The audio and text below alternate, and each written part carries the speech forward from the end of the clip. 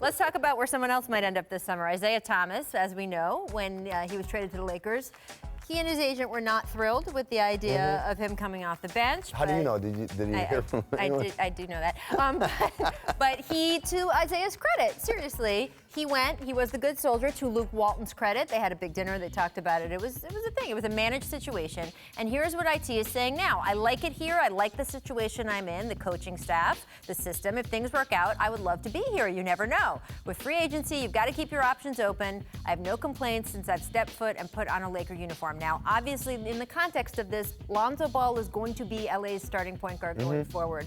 So he's making this statement knowing that if he stayed in LA, it would be as a sixth man. Right. He also said he doesn't see himself as a sixth man. So what does this quote mean? He's got to say all the right things. That's the right approach because you're entering free agency. And he said it. I got to keep all my options open. I can't say, hell no, I ain't coming back, because then it might come around to where the Lakers could very well swing and miss on big-name free agents.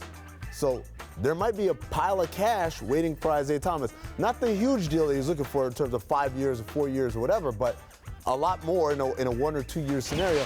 I got to say one thing about Isaiah Thomas. I feel for him because of this. He never got his big payday. No. Relatively speaking. I know he signed a 3-year, $21 million deal. That's money for us, but NBA-wise, that's a modest contract. And before that, as a 60th pick, he was making minimum. Right. So this is a guy who a year ago was thinking, I might be making $30 million a year. And now all that money is evaporated. I feel for him in the situation he's in, but I think the best thing a player can do is put yourself on a team that's going to use you the right way and utilize your talents to the best ability. And what they've done since he's been there is win. They've won. He's played well. Yeah. Hopefully he gets some money. I mean, first of all, you got to know if they want you back. First of all, that's to true. speak about going back. Yep. You know what I mean? Then a lot can happen in a year. Oh, that's true. A lot can happen Ask in a Boogie. year. You know what I mean? A lot can happen in a year. And, you know, from him patting himself on the back to the situation of with the jersey and all the going back to tribute video, to going to Cleveland, getting hurt, to getting, you know, a lot's happened in a year. But at the end of the day, one thing that can't nobody say is that he can play this game. Yeah. And wherever it ends out, I hope it works out for him. Well, one thing he has said consistently through all this, I talked to him about this last week, is that he said, I just want the same chance I had in Boston.